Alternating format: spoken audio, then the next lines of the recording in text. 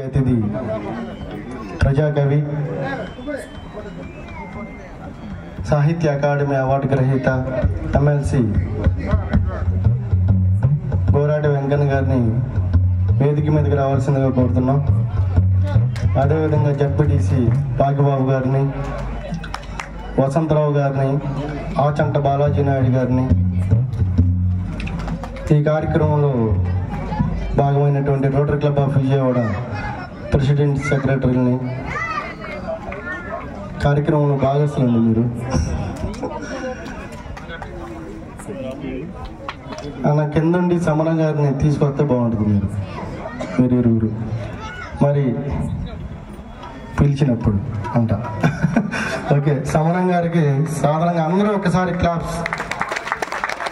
అమ్మ రత్నశ్రీ, నువ్వు కూడా రామ్మ. దయచేసి విన్నప్పుడు ఏంటంటే కొంతమంది సమరం గారిని సన్మానించాలనుకుంటున్నారు. నిర్వాహకులు చేసిన తర్వాత మీరు చేసుకోవచ్చండి, ఎలాంటి అభ్యంతరం లేదు. ప్లీజ్ సహకరించండి. లైట్లు ఏంటి వెనకాల లేంట పడుతుంది. సమరం గారిని ఈ ఉచిత ఆసనం మీద ఏమన్నా అక్షరాలు తప్పుంటే క్షమించండి. అది రిఫ్లెక్షన్ వస్తుంది. ఆశీనులు కావాల్సిందిగా కోరుతున్నాం. Please sir. అది మనకి అది మన లెన్స్ మీద ఆ వైట్ బట్టి మన లెన్స్ మీద దాని రిఫ్లెక్షన్ వచ్చేస్తుంది. గోరంటి వెంకన్న గారు దృశ్యాలతో బ్యాక్ సైడ్ వెనకాల లైట్లు లేవు, మన బ్యానర్కి లైట్లు లేవు, వెనకాల లైట్లు వేయాలి.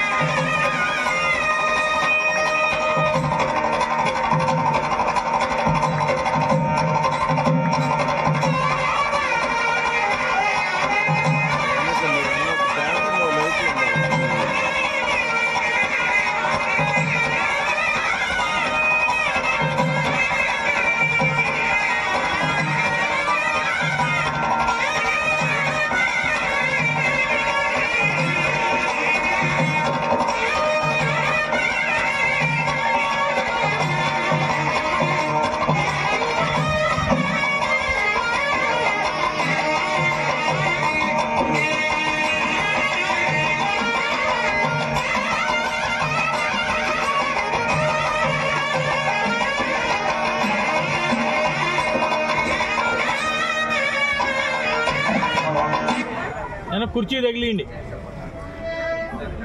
ఒక్క నిమిషం అందరూ నిశ్శబ్దంగా ఉంటే సమరం గారి గురించి చిన్న అక్షరమాల.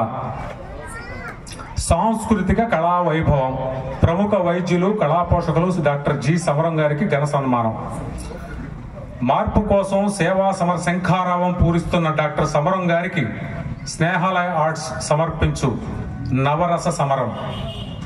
దాదాపు 1000 పున్నముల ముందు పరమ సాంప్రదాయ కుటుంబంలో పుట్టి తద్విరుద్ధ భావాలు గల తండ్రి గాంధేయవాది గోరా గారి రక్తాన్ని పంచుకొని పుట్టి చిన్ననాటి నుండే నాస్తికవాదానికి పుస్తిగట్టి ఆస్తికవాదంతో అనుక్షణం సమరం చేస్తూ ప్రపంచంలో డాక్టర్ సమరంగా కొండంత ఎదిగిన డాక్టర్ సమరంజీ మీకు పొగడ్తలంటే పెద్ద అగర్తల్లా చూస్తారు. అందుకే మేము మిమ్మల్ని పొగడం. అయినా జీవితం అంతా సమరమేనా? మరి సామరస్యం లేదా? సమరం మీ జీవ లక్షణం.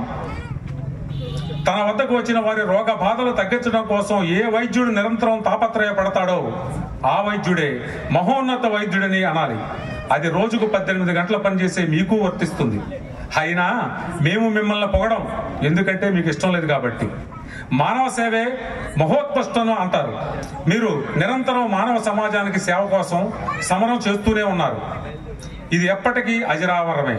ఉచిత వైద్య శిబిరాలు, నేత్ర రక్తదాన, పోలియో, కుటుంబ నియంత్రణ, HIV రక్త పరీక్షా శిబిరాలు నిర్వహించి మహమ్మారి ఎయిడ్స్ వ్యాధిపై అవగాహన సదస్సులు నిర్వహించారు. నిరంతరం మీరు వీటన్నిటితో సమరం సాగిస్తూనే ఉన్నారు. దానికి కారణం సేవా సహకారాలు అందించడమే మీ జీవ లక్షణం. కాబట్టి అయినా మిమ్మల్ని పొగడం, మీకు పొగడతలంటే ఇష్టం లేదు కాబట్టి. శృంగార యావని భోజరాజుడు అన్నాడు. శృంగార ఒకటే రసమని, మిగతా రసాలు దానికి సంబంధించినవని, అటువంటి శృంగారానికే మీరు పెద్దపేట వేసి ప్రపంచానికి తెలిసేటట్టుగా దానిపై కూర్చున్నారు. ఆ ఒక్క అంశంలో మీకు పెద్ద పేరు వచ్చింది. అలాగే అసంఖ్యాకంగా తిట్లు వచ్చాయి. అదేమిటో, శృంగారం ఎవరికి అక్కర్లేనట్టు అయినా సృష్టికి అవసరమని చెప్పేవాళ్ళు ఉండాలి కదా. పెద్దలు ఉన్నారు కానీ చెప్పలేరు. మీరు చెప్తే ఇలా మిమ్మల్ని చాలా మంది బండ డాష్ డాష్. కాబట్టి అదేమిటో, ఇన్ని వైరుధ్యాల మధ్య మీరు జీవనం సాగిస్తున్నా సరే ముఖంపై చిరునవ్వు చెదరదు, శ్రమ కూడా కనపడదు. ఓ వైద్య విద్య మరజ్ఞ, ఓ మనీషి, ఇవి పొగడ్తలు కానే కావు, పచ్చి నిజాలు. మమ్మల్ని తిట్టకండి. ఏదో మా పిచ్చి గాని జీవితం అంతా నమ్మిన సిద్ధాంతాన్ని నెత్తిన పెట్టుకుని వాస్తవం కోసం నాస్తికవాదం భుజాన వేసుకుని రహదారిలో నడుస్తూ ఒక్క అడుగు కూడా పక్కకు పడకుండా వస్తున్న ఉన్నతమైన ఆలోచనలు కలిగిన మహోన్నత వ్యక్తిత్వం గల గొప్ప శక్తి మీరు. మీరే కాక మీ సహధర్మచారిణి రేష్మి గారి సహకార కాంతులతో, మీ బాటలోన నడిచే జగతి రజిత ఇద్దరు కూతుళ్లతో, మీ మాట జవదాటని అల్లులతో, అనేక పుస్తకాల రచనలతో, మీరు చేపట్టిన అనేక పదవులతో, మీరు కట్టుకున్న నాస్తికవాదం అనే కోటలో మానవ వాస్తవవాదం అనే గద్దెనెక్కి ఎవరికి తల వంచకుండా సాగుతున్నారు. ఇవి నిజాలే కదా. మమ్మల్ని తిట్టకండి. ఆహార నిద్ర భయ మైథూనానాం సమానమేమ పశుభిన్న రాణం. అన్ని జీవులకు పైనాలుగు అవసరమే. అయినా కొందరు మనిషికి ఉన్న వివేకమైన విశేషమైన తెలివి విజ్ఞానాన్ని వినియోగించడం కోసం కాదని, అలాగే ప్రతి మనిషిలో ఉన్న శృంగారాది నవరసాలు సక్రమంగా వాడటం లేదని తపన పడుతూ వీటి సాధనకై నిరంతరం సమరం చేస్తున్న డాక్టర్ సమరం గారికి అభివందనలు అందించడం తప్ప మేమేమివ్వగలం. మీ ప్రేమ పాత్రుడు స్నేహాలయ ఆర్ట్స్.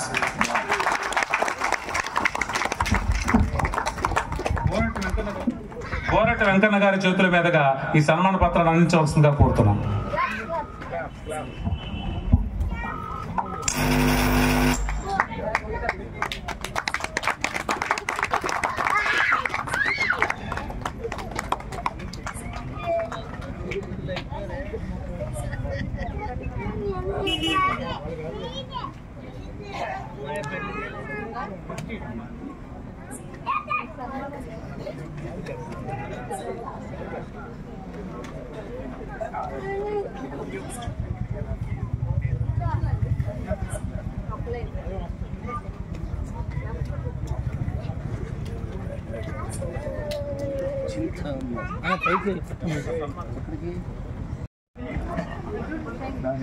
స్నేహాలయ ఆర్ట్స్ ఆధ్వర్యంలోను, అలాగే రోటరీ క్లబ్ విజయవాడ ఆధ్వర్యంలోను, తెక్కిన కళాకారులు అందరి ఆధ్వర్యంలోను నాకు ఈ సన్మానం చేసినందుకు హృదయపూర్వక ధన్యవాదాలు తెలియజేస్తున్నాను.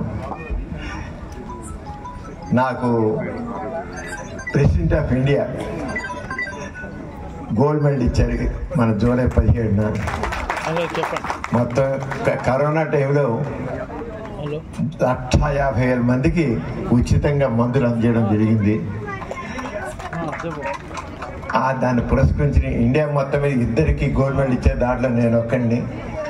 అప్పుడు పొందని అనుభూతి కంటే, ఆనందం కంటే ఇప్పుడు చెప్పలేంత ఆనందం కలిగింది. అలాగే మన government of Andhra Pradesh life time achievement award ఇచ్చారు. అంతకంటే మించిన ఆనందం మా వెంకట గారు అందించారు నాకు. ఎందుకంటే సహృదయులు, నిజంగా ఇంతమంది కళాకారుల మధ్య నాకు ఆనందం. నేను స్టేజ్ పెర్ఫార్మెన్స్ ఇవ్వలే కానీ రేడియోలో దాదాపు 20 నాటకాలు రాశాను. రేడియోలో వచ్చే హాఫ్ అన్ అవర్ చొప్పున కనపడిందండి 1 అవర్ నాటకాలు రాశాను. నాటక రచయితగా కూడా చేశాను. నవలు రాశాను, కథలు రాశాను, నాటకాలు రాశాను. దాంట్లో మా ఎంసీ దాస్ గారు ఒకటి కిలకిల్లాడే గువ్వలని, దానికి కూడా ఆయన నటిస్తే ఆ రేడియోలో ఆయన ఇస్తే పాత్ర ఇస్తే రేడియోలో దాదాపు 25 సార్లు ప్రసారం చేశారు. దాన్ని ఆల్ ఇండియా లెవెల్లో కాంపిటీషన్ కూడా పంపించారు ఎంసీ దాస్ గారు దాంట్లో కూడా. ఆ రంగా నేను కళాకారుని అంటే స్టేజ్ పెర్ఫార్మెన్స్ ఇవ్వకపోయినప్పటికీ నాటక రచయితగా మాత్రం 25 నాటకాలు రాయడం, ఒకటి ఆల్ ఇండియా రేడియో వాళ్ళు మా రోటరీ క్లబ్లో స్టేజ్ పెర్ఫార్మెన్స్ కూడా ఇచ్చారు దాన్ని, నేను రాసిన నాటకాన్ని. అచేత నాటకాలు ఆడలేదు కానీ నాటకాలు మాత్రం ఆడించాను.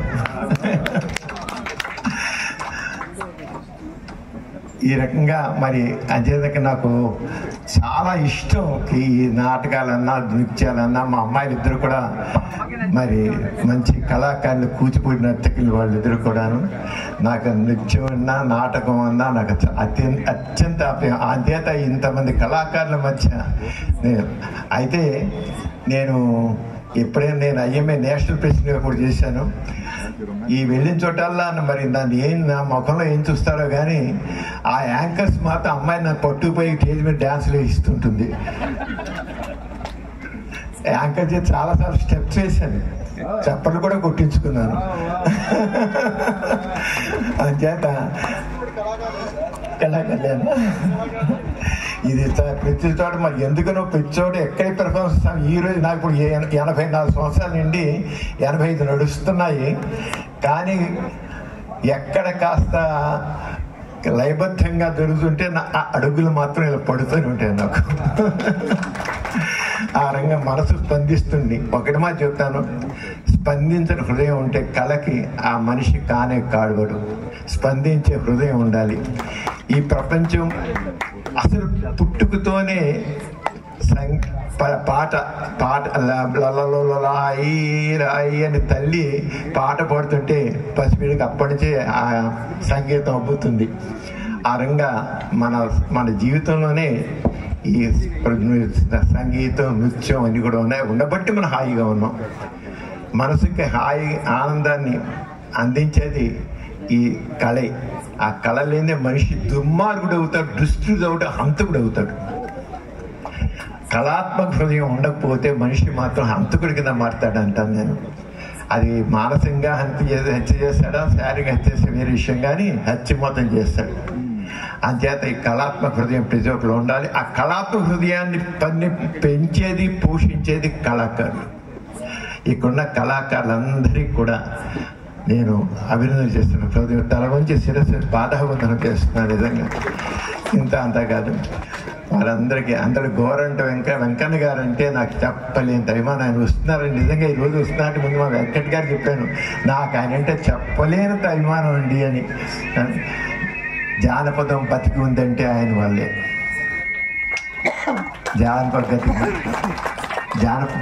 మన జీవితం అంతా జానపదంతో ఉంది, వస్తుంది, ఇప్పటికీ ఉంటుంది. ఆ రంగా ఈరోజు నాకు ఇంత సన్మానం, ఘనమైన సన్మానం చేశారంట. నిజంగా మా వెంకట్ గారిని మాత్రం నిజంగా మనసారా అభినందిస్తున్నాను. మా ఇద్దరిది ఒకటే మనస్సు, ఒకటే మాట, బాట కూడా మా ఇద్దరిది ఒకటి. అందుకనే ప్రతిపించారు అక్కడ నాస్తికుడు అని. మా సిల్వస్టర్ గారు మేము అదే మెదక్ జిల్లాలో అక్కడ బాణామతి చాలా ఎక్కువ ఉన్నప్పుడు 80% అక్కడ బాణామతి ఉండే హత్యలు జరిగిపోతుంది, అవి సజీవ దహనాలు జరుగుతాయి. సిల్వస్టర్ గారిని తీసుకెళ్ళి, ఇంకా తక్కిన కళాకారులు కూడా తీసుకెళ్ళి ఆ బాణామతి నమ్మకాన్ని వదలగొట్టడానికి ప్రయత్నం చేసాం. అక్కడ ఎవరిని పోయిన కళాకారులు ఉపయోగించాను నేను. హిప్నో కమలాకర్ని, మా సిల్వస్టర్ని, అలాగే దగ్గర కళాకారులు తీసుకెళ్ళి కళ ద్వారానే అక్కడ మార్పు తీసుకొచ్చాం. అక్కడ అరవిందరావు గారిని అప్పుడు ఎస్పీగా ఉండేవారు. ఆయన 6 నెలల పైన లెటర్ రాశారు, మీరు వచ్చి వెళ్ళిన తర్వాత 6 నెలల్లో ఆ మూఢనమ్మకం చాలా వరకు తొలగిపోయిందని. ఆ తొలగిపోవడానికి ఏది కారణం? కళ. అంచేత సిల్వస్టర్ గారు మాతో ప్రతి ఊరు తిరిగారు. అందుకే దాన్ని అందరూ చెప్పారు.